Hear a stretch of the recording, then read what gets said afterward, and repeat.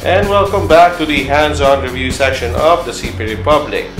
As promised, ito na yung pinakahihintay nating review ng Asus Zenfone 2. ZE551ML. Okay, particularly ZE551ML ang reviewin namin ni Jam. Yes. And ilang buwan na namin ito pinag-uusapan, ilang episodes na namin ito pinag-uusapan. 2 weeks ago. Yeah. So, finally, nandito na. And, tuwang-tuwa ako dahil binigyan din ako ng Asus Philippines. Thank you so much, Asus Philippines, for this beautiful Zenfone 2 ZE551ML. So, pag sinabi natin ZE551ML, ibig sabihin ito yung may 4 GB ng RAM. And it could have a internal storage of 32 gigs or 64 gig. So Jam and I have both have 4 gig na RAM with 32 gig internal storage. Yes, that's the ZE551ML. This is this one of the top of the line phone models ni Asus. So Jam, ano pa mga nagalaw ko yung camera. So ano pa mga what can you say about ikaw mas nahawakan mo to compared to me Yes. What more can you say about the ZE551ML variant ng Actually, Zenfone 2? pag-usapan muna natin yung new features ng Zenfone 2. So, the Zenfone 2 compared to Zenfone 5, ang pinakamalaking difference niya is yung kanyang body. So, sa unahan, mukha siyang Zenfone 5. Pero once na, actually ito, yung kanyang iconic circular design, nakikita sa lahat ng Zen devices. Pero sa likod, we have the rear volume button and an arc design. So kahit 5.5 inch yung smartphone natin, madali pa rin siyang hawakan. And not just that, ito kasi meron siyang 72% body to screen ratio. So halos similar lang yung size niya sa Zenfone 5. Yeah. And the processing power, we got a 64-bit quad-core Intel Atom processor, which is the same family na ginagamit na dun sa mga tablets na Windows 8. And meron siyang 4 GB of RAM, which is really good. And nakakatulong it's the first smartphone to have a 4 GB of RAM. Yes, it's the world's first 4 GB RAM smartphone. And it's quite good, actually. And sobrang ganda ng performance niya. Kasi alam nyo sa Android, kailangan ng mas maraming RAM para hindi mag-lag yung multitasking, pag nagpapatakbo ka ng maraming applications. If you have Facebook, Twitter, and then messaging, and then your launcher takes too much of your RAM, medyo nakakatulong talaga yung 4 GB of RAM. Malaking tulong talaga. So, ano pa mga naging observations mo during your review of the Zenfone 2? Yeah, the battery of the Zenfone 2 has drastically improved compared to Zenfone 5. Kasi ang Zenfone 5 may heating issue. Not just that, hindi lang heating issue, meron din siyang battery problems. Kasi medyo mabilis talaga mahubos yung battery ni Zenfone 5. But sa Zenfone 2, we got a 3,000 mAh na battery, which is really good. Actually, pakita ko sa inyo sa likod. Unfortunately, yung battery natin is non-removable. Right? Non-removable. Yes. Bakit non-removable ang mga batteries natin, Jam? Kasi alam nyo guys, ang isa sa mga dahilan kung bakit tayo may non-removable battery is yung kanyang syempre yung design niya, which is manipis na yung nasa side and medyo pa-curve na tayo. And syempre, pag mas controlled ni Asus, which is non-removable battery, mas maganda yung architecture and design ng smartphone. I mean, nakakontrol lalo ni Asus, mas manipis, mas maganda, and so forth. Siya ng maraming dahilan for that.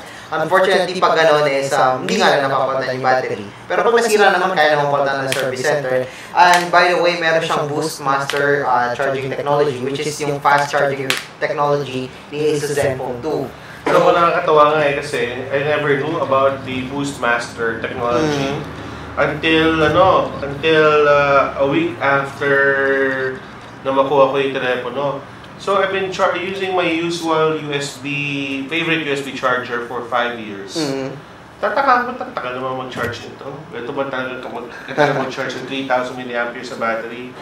Not knowing na, kailangan pala gamitin ko yung charger na kasama sa package. Kasi, by the way, yung mga fast charger lang ay may 4 GB RAM na smartphone, yun lang yung merong fast charger na kasama sa box. Pero all of the Moorfield family Nano supports sa fast charging.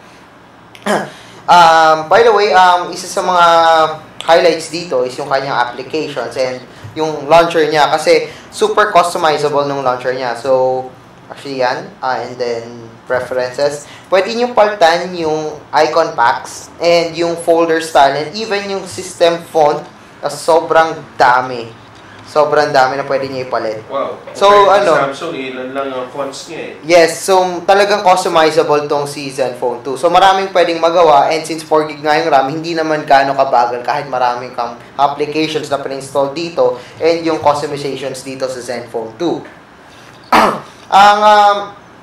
Probably yung mga gusto ko dito, yung mga apps na gusto ko dito, yung build nila, not all of them are really useful, but some of them like, So, like, saan yun?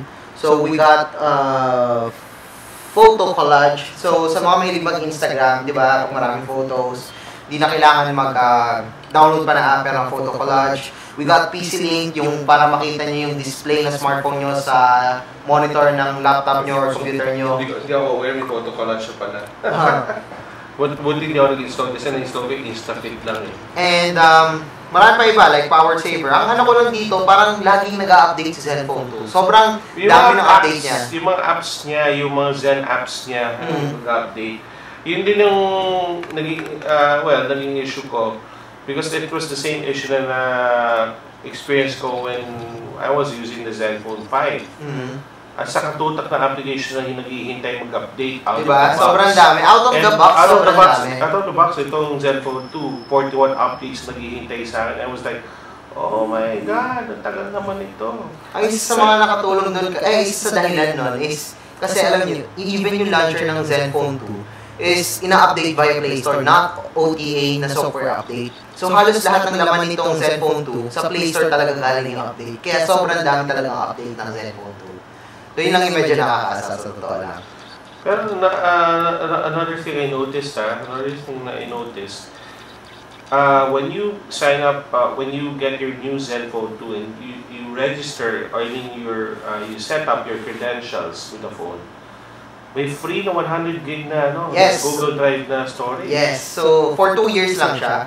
But it's really nice na meron naman, di ba, na free 2 gig, 100 gig. Pero most smartphones naman offer most flagship smartphones offer that kind of service na parang meron ka libreng 100 gig na cloud storage. Sa S6 we got 100 gig for OneDrive. Pero this Zenfone 2, we have 100 gig para sa Google Drive. And so that's it dun sa mga applications na pre-install dito. So, one of the main features ni Zenfone 2 is yung kanyang camera. So, we got the 13 megapixel master camera, which is yan. So, marami siyang modes, depende sa gusto nyo. Okay, so we got the owl mode na tawag nga namin. But, we also have some of the cool features like manual mode, HDR, which is really good yung HDR ni Zenfone 2. We got super resolution if gusto nyo talaga nung super resolution up to 52 megapixel. Low light, which is amazing yung low light. Right, na-try mo ba yung low light ng Oh, yes. And lahat ng mga pictures na pinukuhanan ko, try ko rin kuhanan with low light. Kasi ito yung nagmamalaki ng Zen ng Asus eh. Yun nga. So, one of the main features talaga yung Pixel Master Camera na talagang nagpapaliwanag ng low light shots. Meron pa tayo iba like selfie shot, miniature shots, time-lapse. It's really nice na meron sa beautification sa front camera if gusto niyo magpaganda or whatever na gusto niyo gawin sa smartphone niyo. Speaking of performance, by the way, so Antutu, some of you might be unfamiliar with the Intel Atom Z3580 processor inside the Zenfone 2, but medyo okay yung performance niya. Actually, yung performance niya can really match yung mga nandun sa mga flagship brands. We got a score of 43,744 We got an Intel Atom quad-core processor, 64-bit processor, and then 4 GB of RAM. So, medyo malaki talaga siya kahit mag-multitask pa kayo. Actually, yan. Ito na yung score, 43,744. Then, Intel Atom Z3 580, that's 2.3 GHz Intel Atom 64-bit quad-core processor. And then, para mapatunayan natin, so we got, muna natin lahat ng applications. And then, let's try out Grand Theft Auto San Andreas, which is a really heavy game, yung San Andreas. So, offline. Yan, so. Yan, so narinig naman yung audio ng Grand Theft Auto, ng Zenfone 2. Fortunately, ito yung isa sa parang pinakaayaw namin sa Zenfone 2, the audio quality. Hindi ganun ka-okay yung audio quality ng Zenfone 2. I mean, yes, okay na siya. Okay na siya and okay lang para sa smartphone. Pero sa isang smartphone na katulad ng Zenfone 2, medyo nag-expect pa ako ng more. Right, so here's the GTA San Andreas and nakita niyo naman, super smooth. Okay? Yeah, super smooth na. Super smooth. So, home muna tayo. How about UFC? Pagsabayin natin. Okay. So, UFC. Ang problema lang dito is, yes, we got a 4 GB of RAM, so kaya niya patakbuhin lahat ng applications na gusto natin ng sabay-sabay. But, yung processing niya is medyo mas mabagal compared sa Snapdragon 810, which is okay lang naman. At least, the Intel Atom inside it can run most applications and games na install natin dito. Oh, unfortunately, we got to download some files. Nag-update siya. So, iba na lang.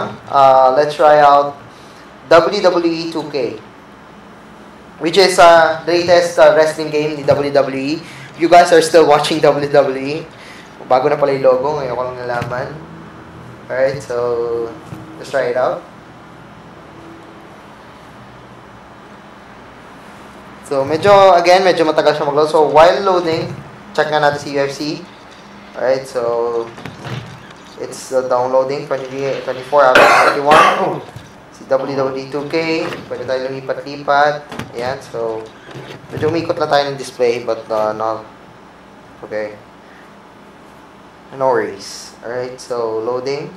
May bug yata. Ayan, okay. So, ikot ulit tayo. Quick play. Alright, so again, if naalala nyo, naglalaro tayo sa Grand Theft Auto San Andreas. At the same time, naglalaro din tayo dito sa WWE 2K14. Ayan, so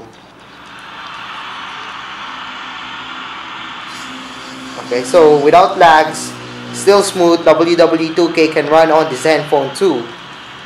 Again, this is the ZE551ML with 4 GB of RAM and 2.3 GHz Intel Atom quad-core processor. Okay, so yan, wala naman lags and super smooth pa so far. I like the graphics and I don't know how to control this one. Okay, that's me, John Cena. Pero lipat tayo sa San Andreas. There we go. John Cena. And then, kita nyo naman, mabilis pa rin na San Andreas. One of my favorite games back in 2004 now on our mobile. Okay, yan, nabangga. Okay, so kita nyo naman, smooth na smooth, walang problema. And then, gusto ko bumalik doon sa WWE 2K. No problem. There we go. So, kaya niya pagsabayan. And then, si UFC pa, na nagda-download. And then, magbukas pa tayo na isa. Kasi, pahirapan natin. So, let's try out Mortal Kombat X, which is a really nice game na maganda yung graphics.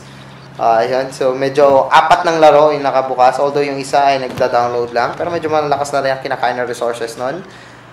Alright, so yan. Medyo matagal lang. Ayun yung problem, compared sa other smartphones, so tagal mag-load to. Maybe it's because of the processing power. But, again, kaya nyo naman patakbo ng games ang sabay-sabay. So, San Andreas again. Whee! Such a professional driver. Ayan, so lipat sa 2K.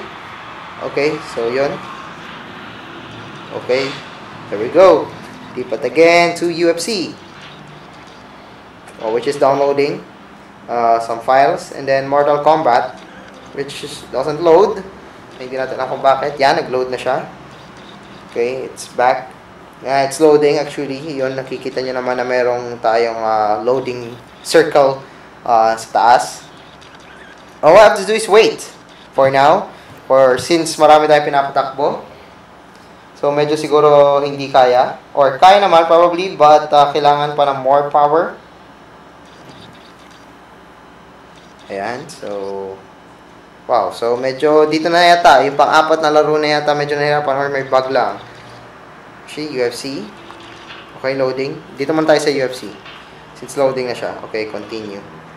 Again, we're playing on 2 games already. Okay, so may error for some unknown reason. There's a problem with UFC. It's both connecting to the same server.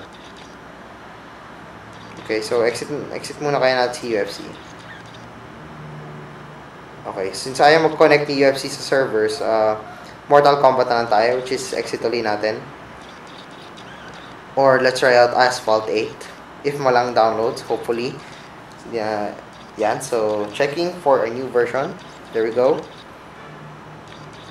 So, Asphalt 8, one of the most popular racing games sa Android. Actually, sa lahat ng operating system. And there we go. So, that's Asphalt 8, guys. And, sobrang bilis naman and ang ganda ng graphics. Just like sa... Oops. Oh, no. No. Okay, so, let's try out this game. Again, yung sound quality niya medyo ayaw natin dito, but it's still okay. So, loading. Stop. Okay, so yan. Okay, there we go.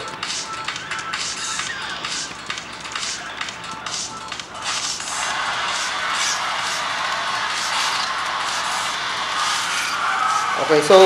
Oh, wow. Didn't expect that. Alright, so kita nyo naman na smooth pa rin si Asphalt 8. And then we go back to San Andreas. But, yan. Still smooth and problem-free pa rin siya. Walang problema. And then, lipat ulit tayo to WWE 2K. Still nice. And mabilis pa din.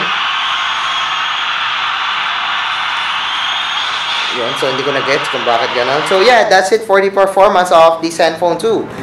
So far, maganda talaga yung performance niya. Kaya niyong patakbo na maraming games. Pero, I doubt na gagawin niya naman 3 games sabay-sabay. Pa-isa-isa lang. Pero, makikita niyo yung processing power ni... yung management ni Zenfone 2 sa memory.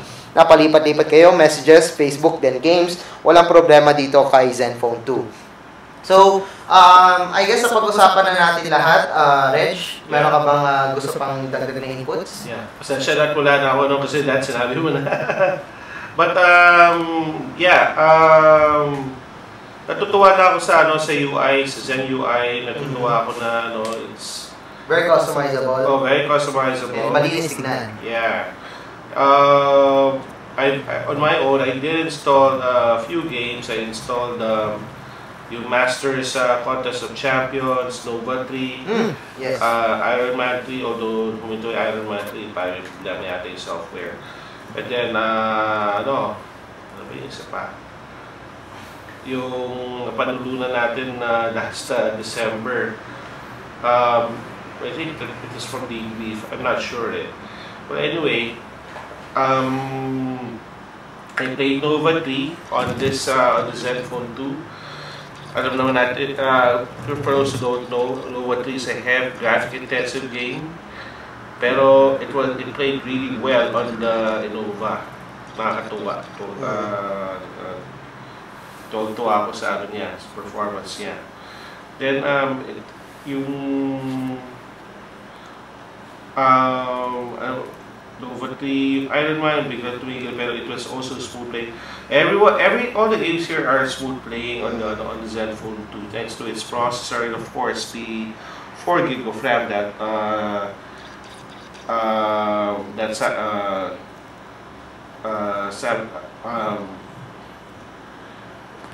that was provided basically. No.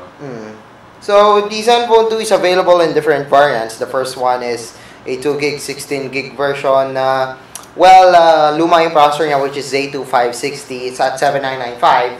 It's a 5-inch Zenfone 2, pero if you want, you could opt for the 9995, which is 2 gig yung RAM, pero mas bago yung processor, which is at 1.8 GHz Z3560, which is more filled na rin and bago na rin, pero 2 gig lang yung RAM niya with 16 gig of storage. The one that we have is 3995, 32 gig storage, 4 gig of RAM, and 2.3 gigahertz yung kanyang processor, which is probably yung pinaka-best na Zenfone 2. Actually, this is the second best Zenfone 2. And then, yung pinaka-maganda is yung 64 gig na Zenfone 2, which is at 4995. So, 1K lang yung difference. So, if you're planning on buying a Zenfone 2, so, bilhin nyo na yung 4995 kasi mas maganda talaga yung masulit yun. Masulit eh. 1,000 pesos, and then you get a 32 gig more storage. But of course, meron pa rin tayong micro SD card slot if feeling nyo kulang pa rin yung storage nyo. So, yun lang naman ako, Reg. Meron pa bang... wala na naman masasabi. One last thing. Gusto ko lang i-point, gusto ko lang pakita sa lahat about the camera. Sinabi ko kanina yung low light, kalimutan ko ipakita yung low light kanina eh. May isang ko ako dito kanina na ginamit ko low light. Wow, ganda ng Zenfone 2 and that's the finished product. Ganda. It's a photo of Rojas Boulevard during the evening. Just, ito yung normal mode. Yan ang low light mode. Grabe, no? Ganda. Iba.